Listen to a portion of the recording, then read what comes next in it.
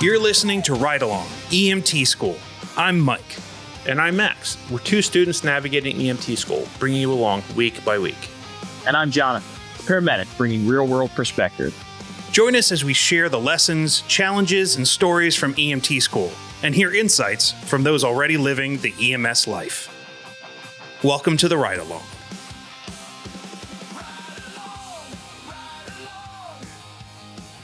Oh, man. You can't help sing to that song. It's ridiculously catchy. I sing it all the time.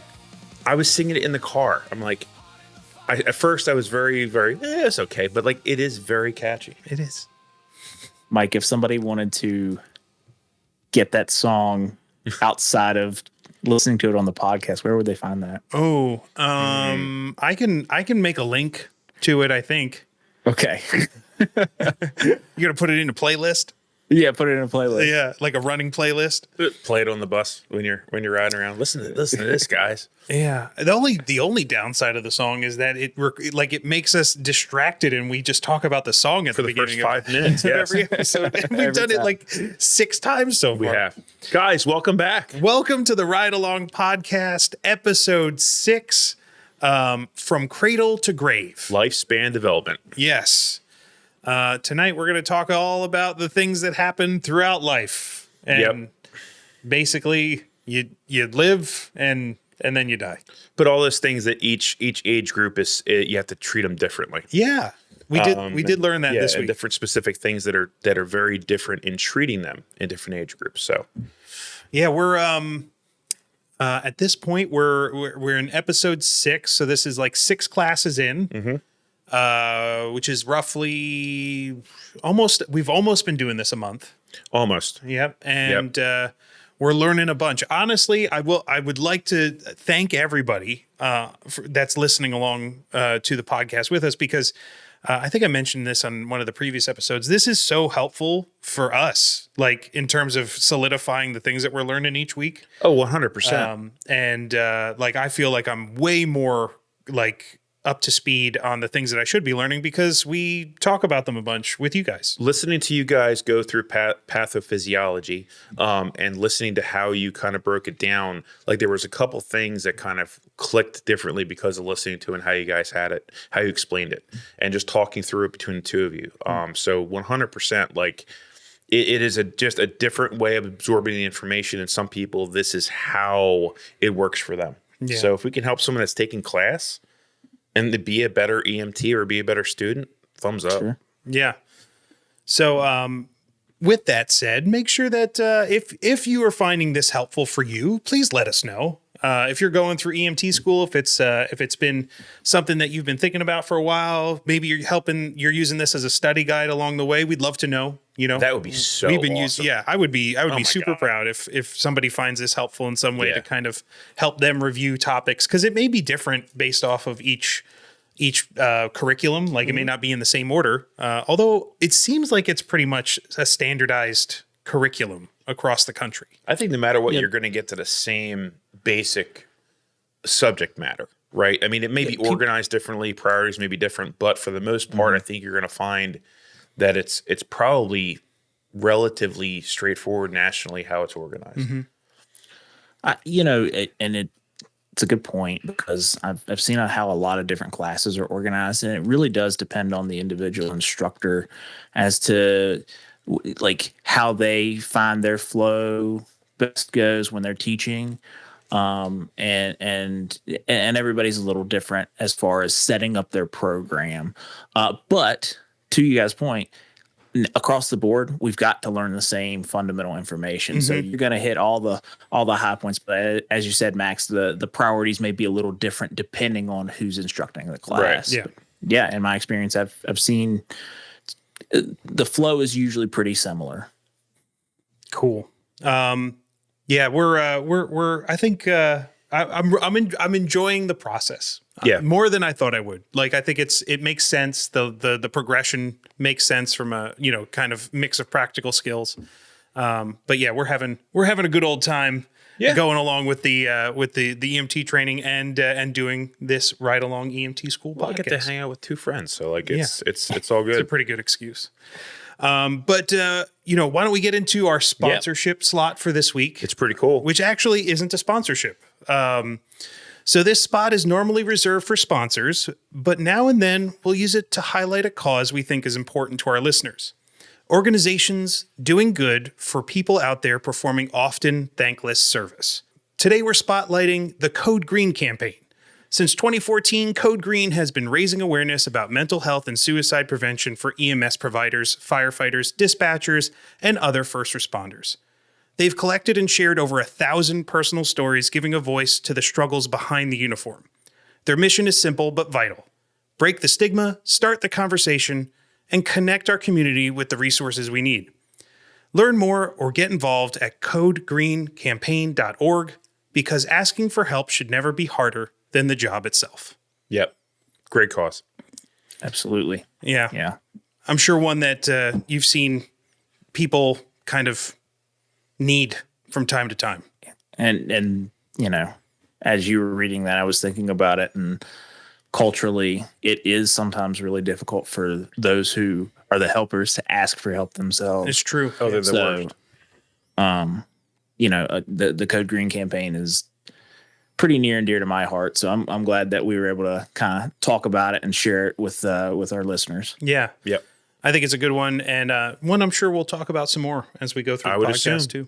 Maybe we can talk to somebody from there. That would be great. Them on the podcast. Awesome. Yeah. I like that idea. I do. I need to start reaching out to some people. I think we're 6 episodes in. We got to see if we can get some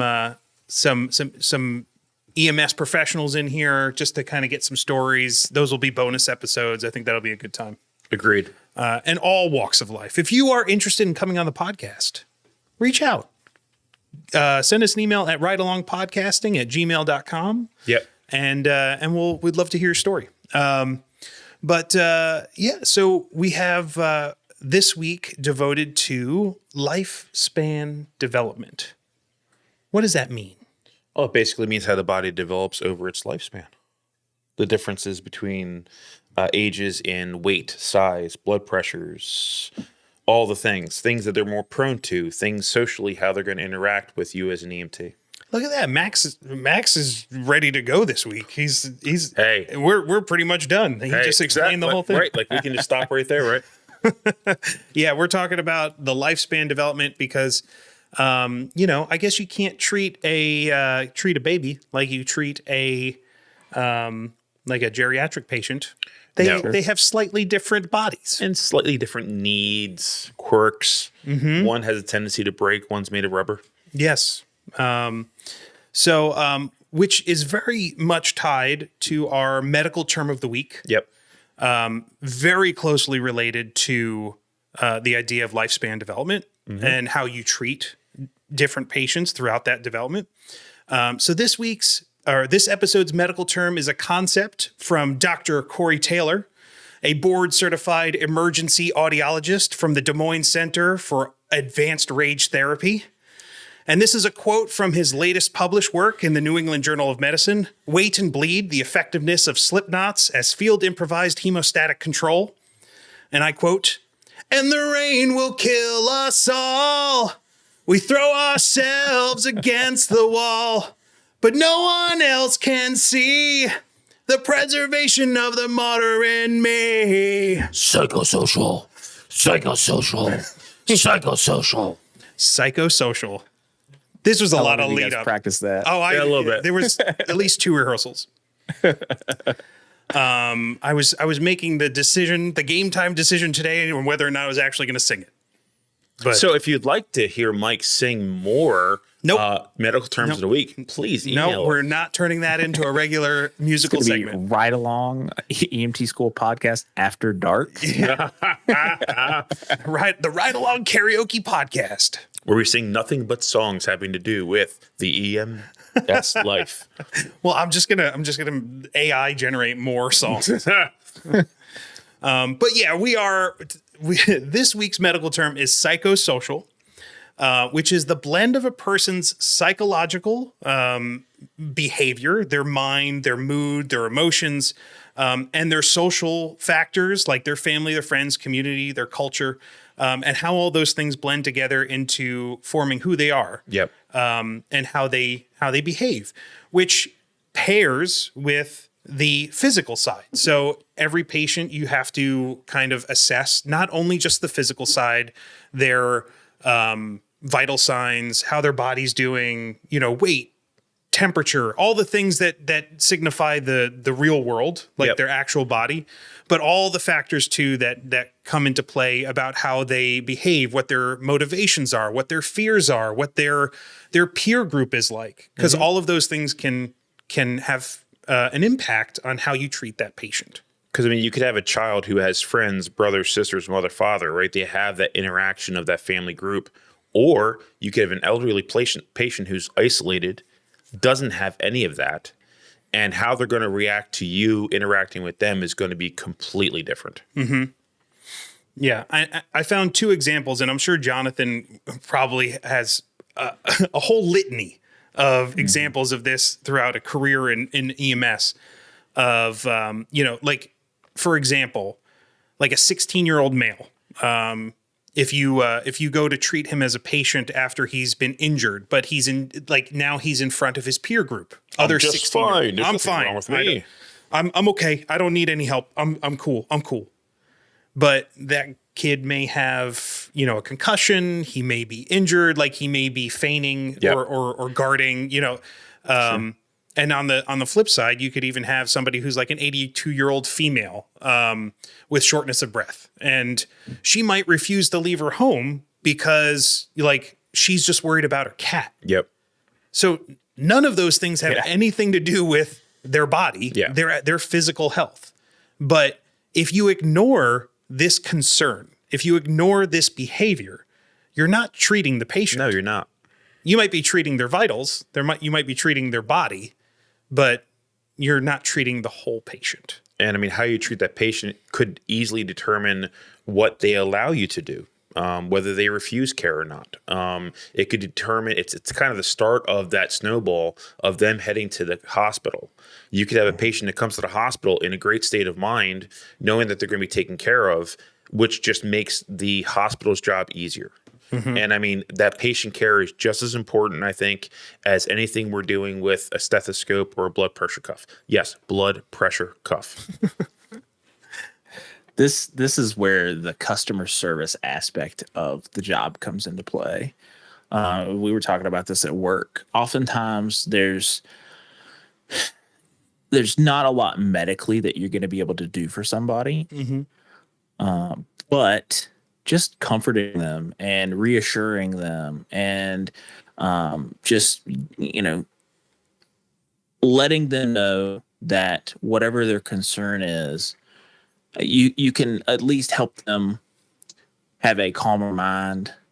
You can, if they're concerned about which hospital they go to, if you have the option, maybe you can tell them, hey, you have another choice, or maybe you can get a family member to assist them as far as making sure their cat's okay, to your further example. Or in your first example, you talked about your the teenager that's injured, maybe putting on a good face for their friends, or they're embarrassed and they're not really willing to answer your questions, right? That's when it's helpful to empty the gym out if they're in gym class and say, all right, everybody go somewhere else. We're helping out this kid. Mm-hmm. So, yep.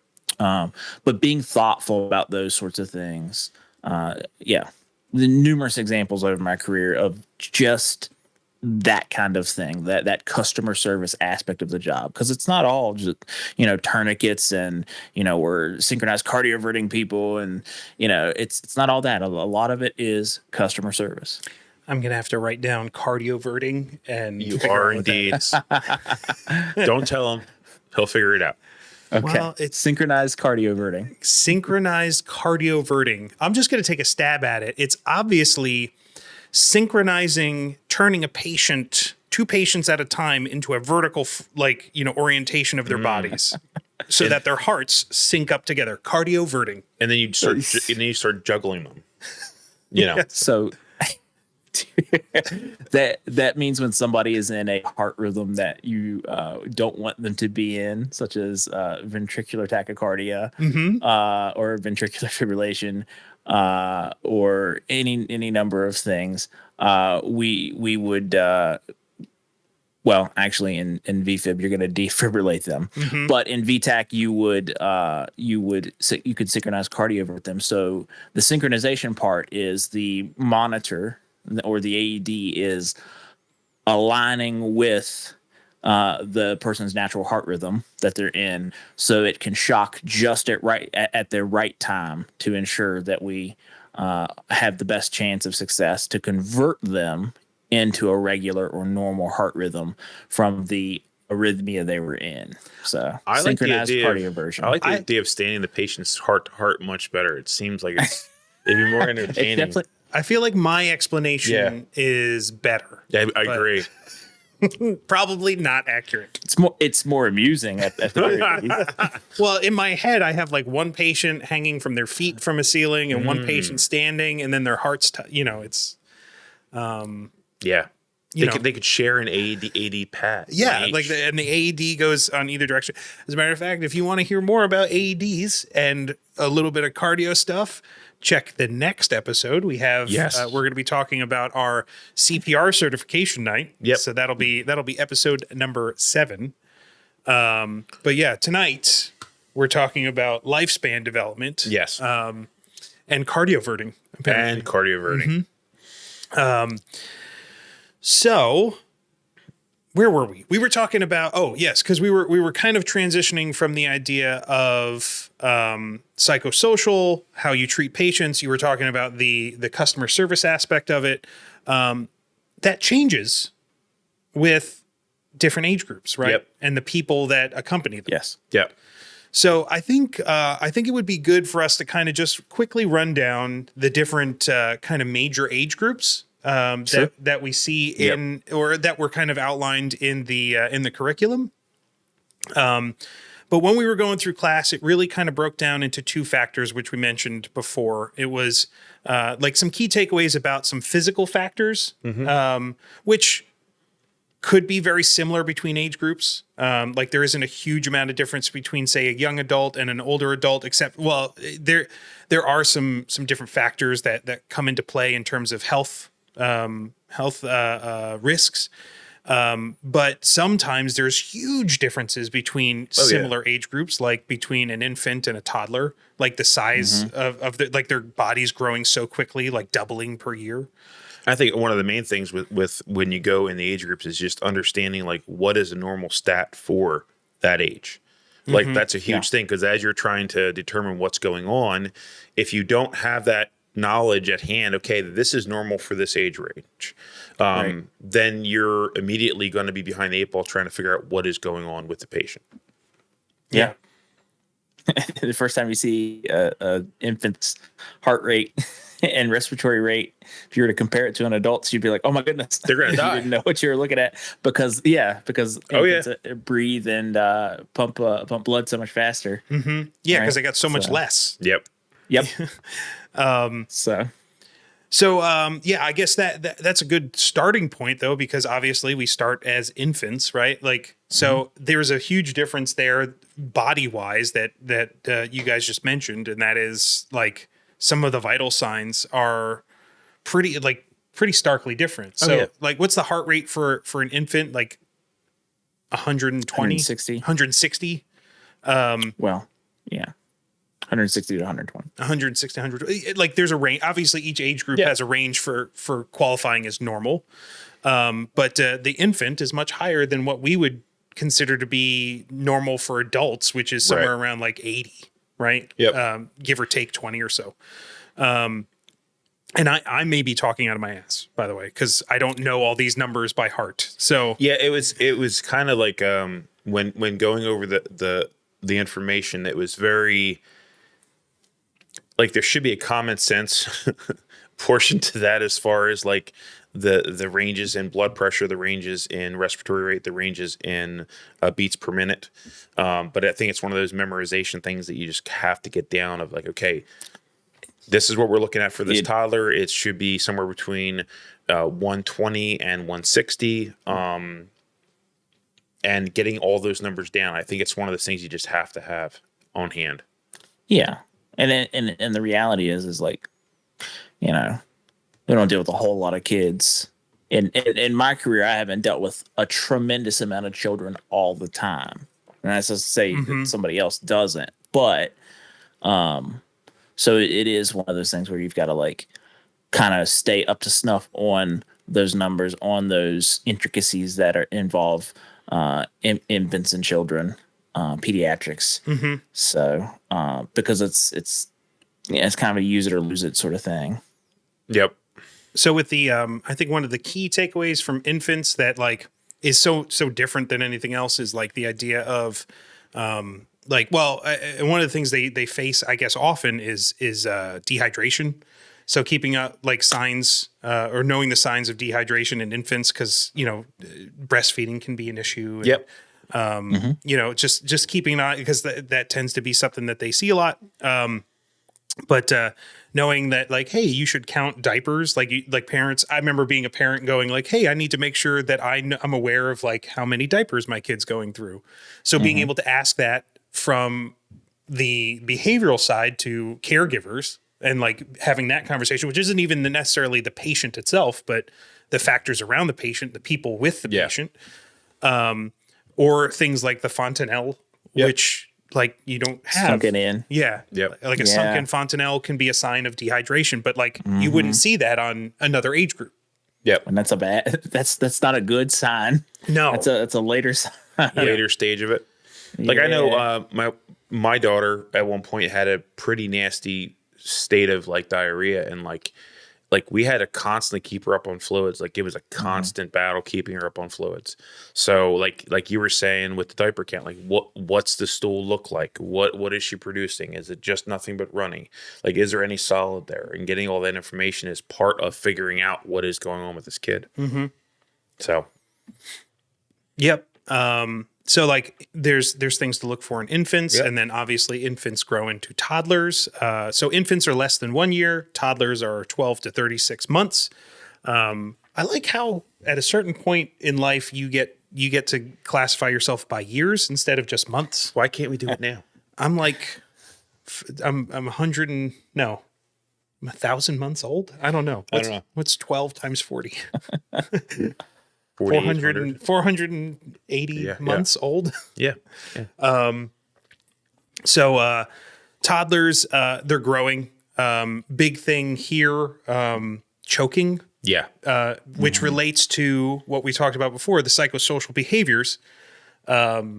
They like that's how kids that walk around explore the world. They put stuff into their mouths. Yes, right? 100%. Yeah. So airways are a big thing for the toddler age, probably more so than the infant age. Are they eating what they shouldn't be eating? Did they eat a prescription pill? What pill did they eat? There's some pills where, okay, we have to immediately handle this. Other pills, okay, it's not that big of a deal. They'll be fine. Airway for all pediatrics, really. Yeah. So, I mean, from infant, because any issues they have are typically going to be airway related or respiratory related. Right. So and the big thing about that aspect of choking, that is an important thing to point out, because of how much smaller and less volume of air that they can move when they have obstruction. It's that much bigger of a deal. Yeah. Got it. Yeah, like like it's all going away right now, and they require so much. Like their respiratory rate's higher, their heartbeats are faster because they need to move all that stuff quicker. So it's going to affect them even. So that makes total sense. Immediate intervention. Yeah, and which we learned in CPR as well. We'll talk about that there in episode 7. Yep. So one of the EMT tips or the EMS tips that they kind of talked about was like, making sure that you're relating to the patient, you're making them feel comfortable, which is hard to do with kids, especially when they're scared, the people around them are scared. So just, relying on caregivers and an environment that makes them feel better, like having their parents hold them instead of what's their favorite toy? Yeah. Do they have a blanket that they really love? Getting at eye level to them, like the things that you do with kids so that you're not looming over them. Yes. Pretty much on every ambulance that I've ever been on, in Virginia, it is a requirement that you have a stuffed animal. Really? Yeah, That's There's a awesome. stuffed animal on every ambulance I've ever been on. That's and great. and it's for interacting with pediatrics, and they get to keep the stuffed animal at the end of the trip. But you don't know how many stuffed animals I've given out, and that has been the ticket to getting that kid to chill out and let me check them out. Yep. Yeah, because they're going to focus on that thing and not on what you're doing. Mm-hmm. And kids like stuff. You gave them something, so maybe they trust you a little bit better. Yeah. All good tips and tactics for kind of dealing with kids. Because then they grow from the toddler age into what they call preschool, which is 3 to 5 years. Mm-hmm. Still growing, probably getting more motor skills, doing more adventurous things. Toddlers tend to fall down, but they don't do crazy stuff. Yep. And then once they start getting 3 to 5, then they start getting adventurous. So then they start playing with peers and they have interaction with peers. This is where they start having like communication skills with other kids. But their curiosity is a big one for this age group too, that they kind of told us about. So like a good way to connect with them is to like basically show them what you're doing, show them the stuff. Right. Yeah. They get super interested in like, oh, cool, a stethoscope. And I think let them listen to your heartbeat first. Exactly. Yep. And I think a clear distinction here too is this is where you can actually do communication with the patient. Because before this point, your ability to communicate with them is pretty much limited. It can be, yeah. Especially like toddlers only start talking sometimes around 2, 3. So 3 to 5, you can kind of ask them and get some feedback from them, like what hurts, like what's bothering you. Mm-hmm. It helps to get down on their level. Yeah. So like instead of towering over them, you get, take a knee and talk to them at eye level. Another thing that I've noticed, some kids are weird about hats. We're all wearing hats tonight. Oh yeah, 100%. Yeah. Some kids are really weird about it, and just taking your hat off and talking to them sometimes makes the difference. Yep. Mm-hmm. Or when you approach them, taking the hat off before you come up to them. Yep. I imagine sunglasses have a factor too. There's something about kind of the psychosocial aspect, something about like us as human beings when we hide our eyes, right? It's like we want to know if this person is a danger to us. So, and kids are kind of more attuned to that stuff. Oh, there's so many cues with the eyes and the way you're using your brows and how you're moving your eyes. I mean, it's the same thing with animals. Is the same thing. Mm-hmm. But even with adults, like you should take your sunglasses off. Yes, exactly. It's just I realize I do that just because I don't want to be rude. Yeah. But from a practical standpoint, I imagine that there will be times when we're performing EMS services in the daylight. Yeah. Although I hear that you guys are night owls, so some of us, some of it. But just the simple act of making yourself open to conversation and connecting with eye contact is a huge bonus and probably a really important factor to treating the patient. I have been in tens of thousands of homes. And the simple action of taking your sunglasses off so they can see your eyes, wiping your feet on their mat outside their door, immediately it's like, okay, this guy cares. Yeah. And it's a simple, easy thing that immediately diffuses a lot of anxiety. Mm-hmm. So we got school age. That's till about 12. And then you move into the adolescents. Oh no. They're the worst. So, I'm sorry. We skipped school age because there's something important in school age. So the preschool is 3 to 5. School age is 6 to 12. Why they call it school age, I don't know, because you're in school the whole time. You're in school till you're 18, sometimes longer. Maybe it goes back to when kids didn't necessarily go all the way through school. They just finish at 12 and they become functioning members of society. About 12 is the start of puberty. Yeah. And then we start treating those people or those patients, start treating them more like adults in our interventions.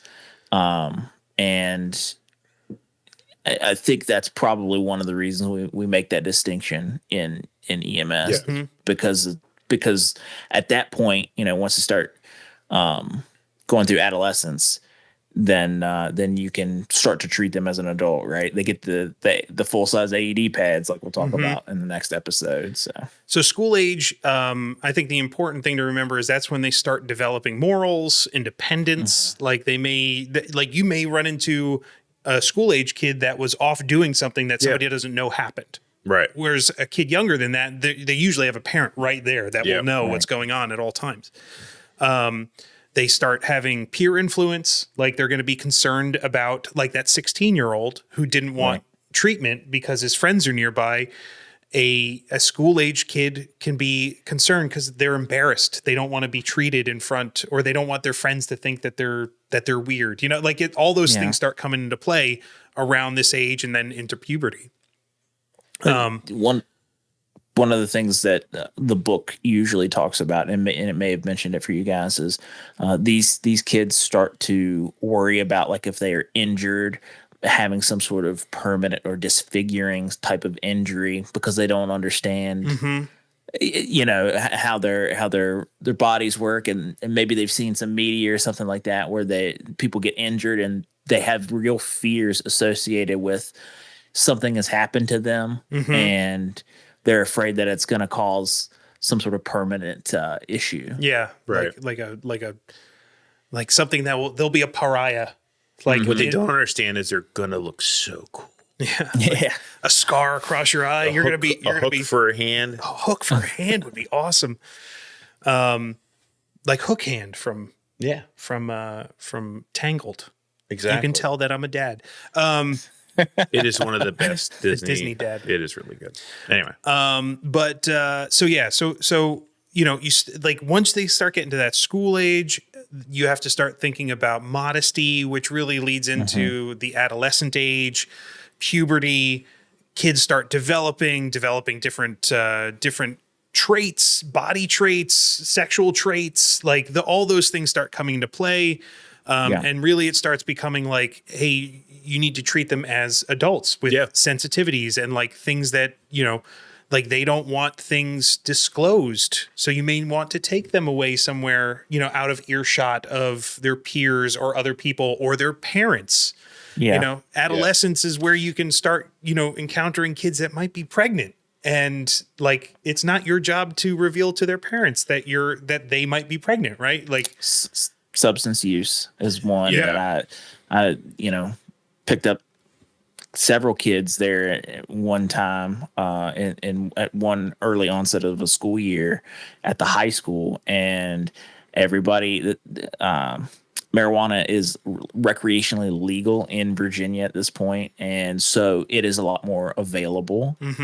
And so these kids were taking gummies to school and eating gummies, and so about 10 o'clock in the morning, they took them before they get on the bus, and then they start having issues and freaking out and all the things that come associated with that. And it's one of those things of like, hey, look, I don't care, but what did you take? Just so we can. I'm not the cops, I'm not your parents, but I need to know because I literally can't tell anybody. Like, I mean, you're going to pass that information along to the next other healthcare provider, and then maybe it's the physician. It's the physician's job to pass that to the parents. But in the moment, my concern is, how can I best provide care to this kid? Yeah. And so both of those examples of teen pregnancy and substance use, those are some of the things that they deal with. The other is self-harm. That's the insidious part, is the body image and self-harm, and that is across the board at a higher rate than it ever has been. And it's just it's like when it's like a disease they catch, because once they start doing it, it just becomes this thing that they continue to do. And it is really an insidious thing where they see themselves as not good enough because of what they're constantly seeing on Instagram, all the socials, pressure from friends. Yes. It's just kind of sad. Definitely a lot of factors. And I think this is where like that adolescent stage is where things start getting, I would say, more complicated. Oh, 100%. Because that's when we start becoming adults, right? So it's one of those ones where you have to, like, I think the thing that stuck in my head is like sensitivity. Like, Yes. it's where you have to be sensitive to what they're telling you, what they're like, you know, kids can be easy. It's almost like an algorithmic type thing where it's like, hey, if A happens, you can try B, and then, you know, that may help with the situation. But like, you know, once kids get into the puberty stage and they start getting the raging hormones and stuff and like emotions, you just got to drop down menu of A to double Z. Yeah, it becomes not equations. No. It's like, you know, the tides. In my experience, they can, if you're giving them a line of bull, they can smell it. Yeah. They can flush it out. They can smell it. And I'm just trying to be honest with everybody and real with everybody as much as I can anyway. Being sensitive to whatever the context of the situation is. I just try and be honest with them. And, you know, because they may not like your answer, but they will appreciate the fact that you were real with them. Yeah. Yep. And treating them like a peer instead of a kid. And once they flush out that you're being dishonest with them, that's it. Like your ability to... You're done. They're not going to talk to you. Yeah, the interaction's over with. Yep. I've seen a lot of providers in my career who they're good clinicians in their skills. They can really do a good assessment. They can really do... they can really like do all the skills that are required in EMS. But when it comes to that customer service aspect, like we were talking about, and when it comes to that, how to talk to people, I've seen some people really, really struggle.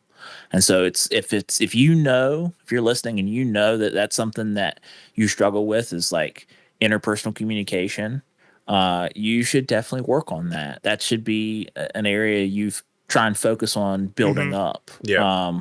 Because when we start talking about these different psychosocial things with these different groups of people, you're going to encounter so many groups of people that are different than you are, that you've really got to have that ability to adapt and communicate with them. So lots of communication things going on. Oh, communication. It's huge. It's huge. But yeah, so once you obviously there's a lot to kind of unpack with, you know, adulthood, becoming adults. So like, you know, that adolescent age is where they start becoming adults. And then, you know, then you start running into the like subsects. So like, you know, I think this is kind of like a big shift where you go into adulthood, right? There's, you're growing up and then you become an adult and you're kind of like instead of the years only lasting like a couple of years at a time, now we're talking decades. Yes. Right. So, where adolescence is 13 to 18, early adulthood, they classify as 19 to 40. It's a little bit of a range. So I'm technically an early adult. Just saying. Okay. Like, he's on the edge of early adult. Hey, you know what? We're not, I'm telling the story here, man. That's funny. I'm still an early adult. Interesting. But like, this is where, you know, you're kind of like the peak health, right? Like your frontal cortex is probably becoming mostly fully formed. Although I know a lot of 40-year-olds that I don't think it's still formed yet. No. But like the body wise in the 20s, peak condition, right? Like you're strong as you'll ever be. But like you start seeing, like you're very healthy, but this is, you know, probably where you start seeing accidents more, like trauma and injuries are probably the leading cause of things that affect early adults. 19 to 40, the first, 3 to 4 years, college age. I mean, the introduction of leaving home for the first time, being on your own, and then the introduction of, you know, drugs, alcohol, sex, you know, all the things that you've been kind of held back against if you have been. And then you're kind of released into the world. I mean, that's where you're going to see drunk driving. You're going to see all those things start to tick up. Yeah. So like the early adulthood, the kind of key takeaway was like trauma, like accidents, because typically they're healthiest. That's the healthiest part of their lives. Yeah. But don't underestimate trauma in healthy adults. So that one's kind of status quo. Yeah. 19 to 40. Not a huge number of things that you got to look out for, but then you start getting into the middle adulthood. age. Yep. The middle age, where some interesting things start happening. Although somewhere in there, like the in between early adulthood and middle adulthood, there is a key thing that changes psychosocially about people, and that's children. Yep. That's typically when people are starting to have kids. So their motivations and how you're interacting with them, especially if they're not necessarily the patient, but the caregiver of a patient, they may be in that age range. So understanding how to communicate with them and what motivates them and how they want to be treated is going to be important because you're helping them with their kids. And then they get into the middle adulthood where things start breaking down. Well, I think a big part of that is like whatever bad habits you've had through adulthood. It could be leading to some things. You're kind of seeing a lot of the after effects of the things that you've done through early adulthood. They kind of come to fruition in middle adulthood. We're with cancers and diabetes. I think the biggest one probably being heart stuff. Yeah, sure. Yeah. Cardiac stuff as far as diet and inactivity, or not getting enough physical exercise. That's a big one. As we go through the podcast, and I'm gonna echo this. The big things that I see that affect people the most are going to be being overweight, and usually diabetes and heart disease go along with that. And then substance abuse, and we can break that down into your typical drugs, your alcohol, and then your nicotine, and specifically tobacco. Especially. Although I imagine that's probably being. I think it's probably a really good thing that we're seeing probably less and less emphysema and lung cancers nowadays, just because of the decline in smoking. But But with the aging population, everybody who smoked up to this point. Exactly. Yeah. I mean, now they're at that prime, like middle to late adulthood. Most of the people I see, like I said, they have not led healthy lifestyles through either their eating habits or through their substance use habits, and maybe through inactivity, and just. I don't, some of it was that there just wasn't the emphasis like there is now in taking care of yourself that way. People just didn't know. Yeah. But those are the factors. And you're absolutely right, Max. They start to catch up with you.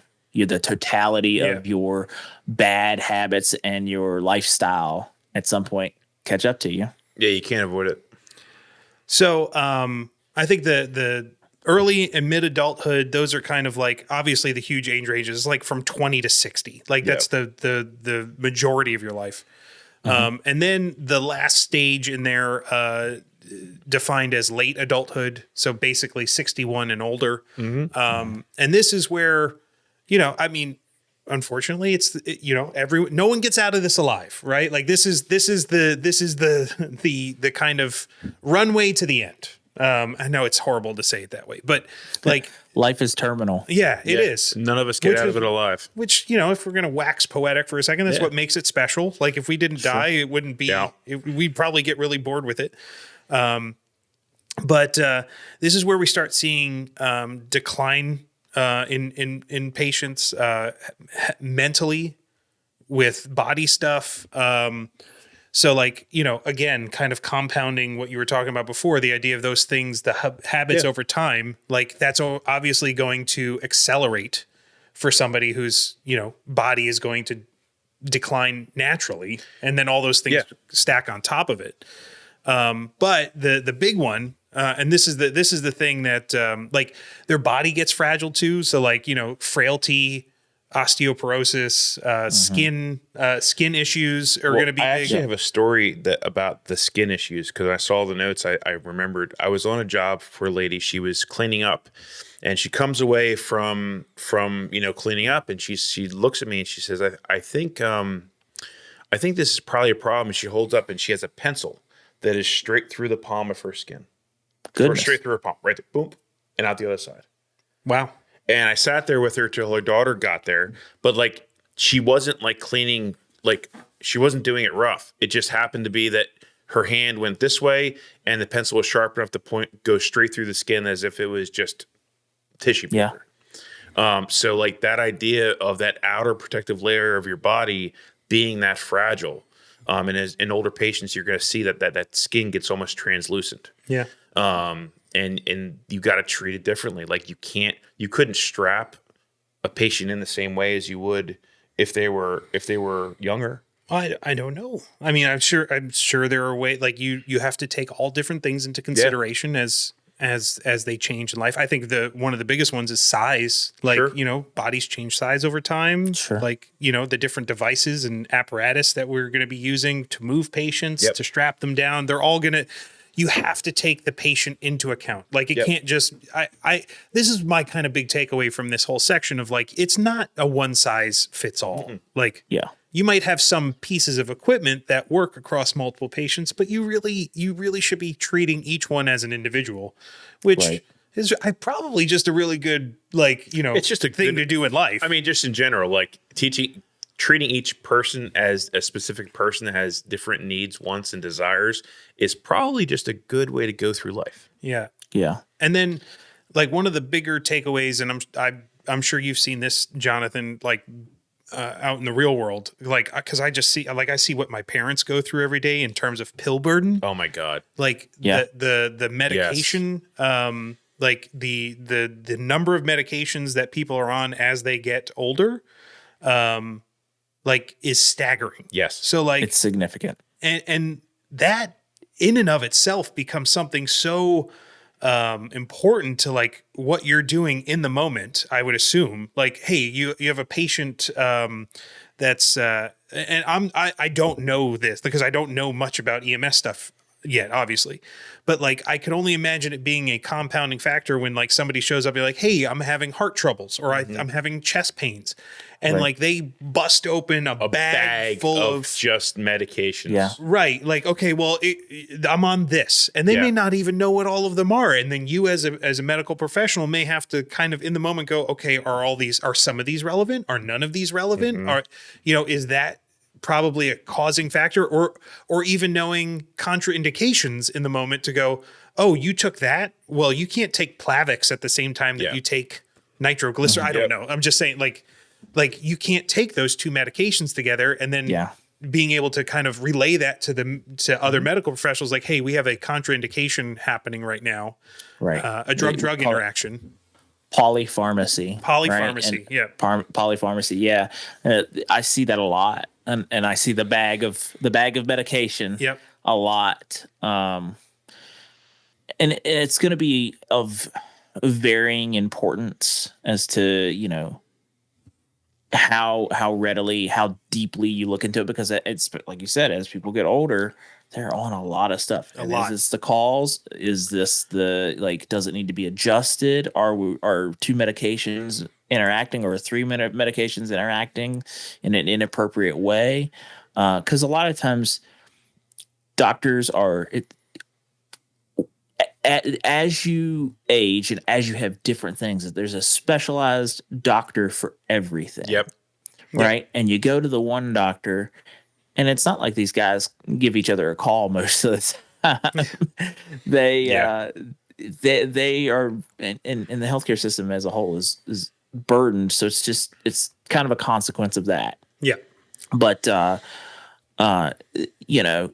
it's really, really difficult unless the patient brings in their medications or shows the doctor, hey, this is what I'm taking, and has a list.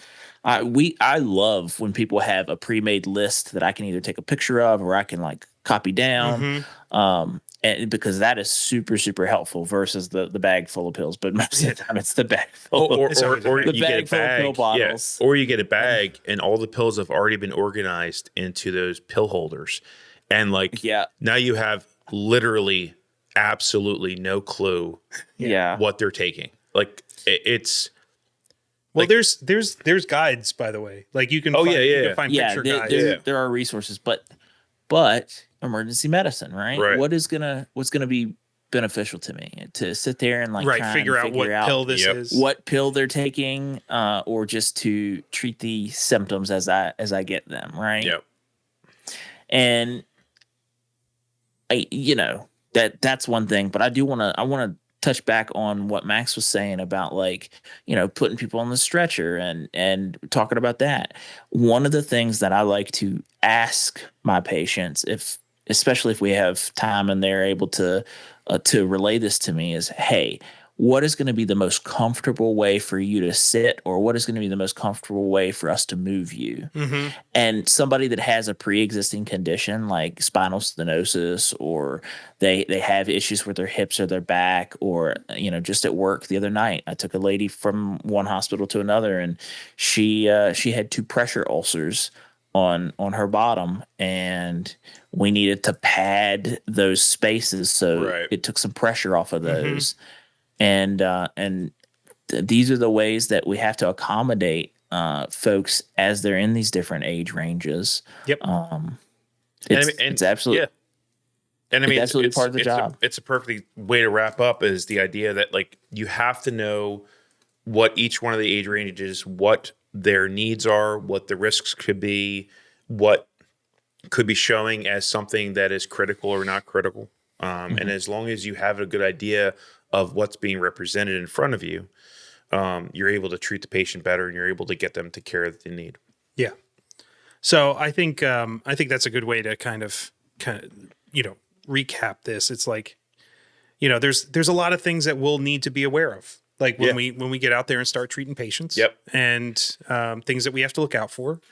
And they're not just body wise. They can be psychosocial. They can be physical. They can be environmental. They can be all different types of things that may change as a patient ages.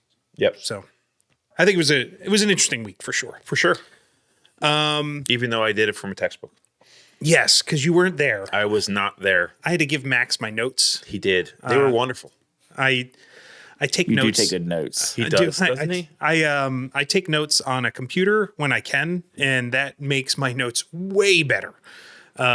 I'm one of those people that doesn't actually reread notes. It's my learning process. Like, if it's my active listening process. I will make notes as I'm going so that I'm actively listening. Otherwise, my ADD will just be like, oh, look, a window with what's out there. Oh, I wish I was fly fishing right now. I don't even know how to fly fish. Man, I wonder what a trout looks like. This is what happens to me while they're teaching me about, like, adolescent age things to look at, like, and to look out for. So I type it and I make sure to listen. But yeah, it came in handy because I was able to just shoot him over to Max that night because he was hacking up a lung. I did not want to get everyone in the class sick. Yeah. Which I'm sure everyone is very appreciative of. Yes. I don't know if they appreciated the level of sweat that was happening at the last class, but no, you're gross sometimes. I sweat. You just perspire. I do. Yeah. But yeah, so speaking of in-class stuff, yes, I think this kind of brings us into something that we've been using a lot of in class. We've had a lot of practice with it for this week's tool of the trade. Yes, which is the Reeves stretcher. So Reeves stretcher is a flexible stretcher that is, the one nice thing about it is it's easy to roll up and store in the ambulance. So it doesn't take up a lot of room. And where it really excels is its ability to move patients up and down stairs. And the fact that as you're moving them up and down stairs, it's flexible. So it wraps around them and cradles them. It really, when we were going up and down the stairs with it, it really made it very easy to stay balanced on your feet. I would imagine trying to do that on a rigid stretcher would be way more cumbersome because you're constantly fighting that weight instead of the weight hanging from the handles themselves. Now, just to pause for a second, because there's somebody out there who's probably listening to this going, well, I don't know what a Reeves stretcher is. So it's a flexible stretcher, or it's a big piece of canvas, right? Like it's a body length piece of canvas with handles around the outside of it. Yes. It might be vinyl, but like it's basically the new ones apparently are made of some kind of a polyvinyl that is moisture resistant, non-permeable. Oil, Yes. Yeah, that's what we have at work is the polyvinyl. Yeah, so it's a polyvinyl, like basically it's kind of like a tarp, but and it's got handles around the outside of it, strap handles, and then giving it some rigidity is some staves, probably plastic or polymer on the inside, or aluminum or something, that run vertical or lengthwise right on this piece of like this vinyl down each side of it. Yeah. Yep. So it gives a little bit of so that when you have people holding it, when you put somebody on it, they don't basically fold in half like feet to head, right? So it gives it a little bit of strength so that they don't just kind of fold over. Yes. That's what we're talking. We've been using it a ton. And I just wanted to explain it a bit because it's hard to, if you say Reeves stretcher, you're like, okay, I can go look that up, but what is that thing?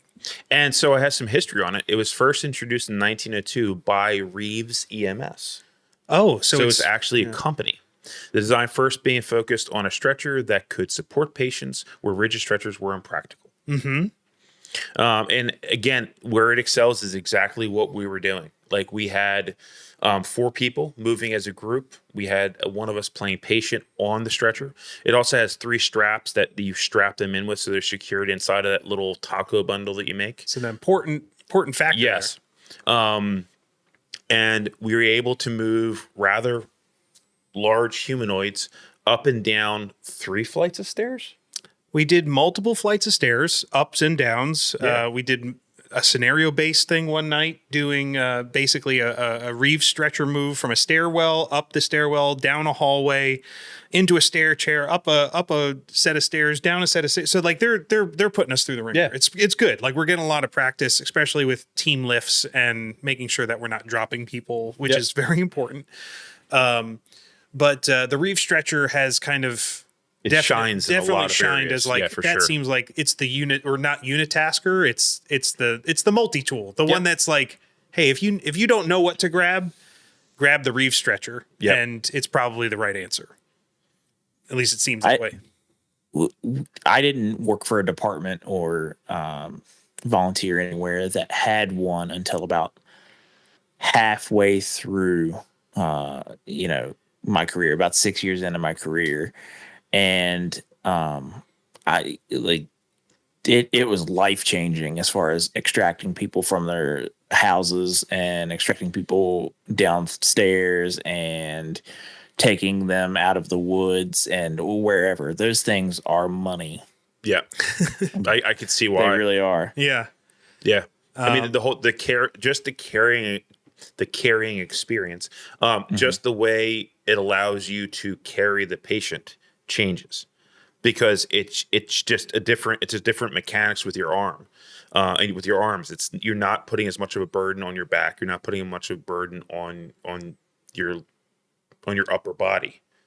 Just the way it hangs, like it's absolutely the way to go. It's pretty cool. Like I mean, it's one of those ones where it's like it's a dead simple piece of kit. Yes, like it's polyvinyl cloth. Yes, with handles on it. Yes, which.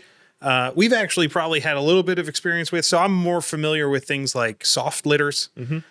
This is like a soft litter 2.0. Yes. Like it's a soft litter, but it's got some structure in it so that patients don't fold in half. You don't get that valley effect. Which is great for like the professional world where you don't have to worry about rolling that thing up into a backpack. Yeah. So right.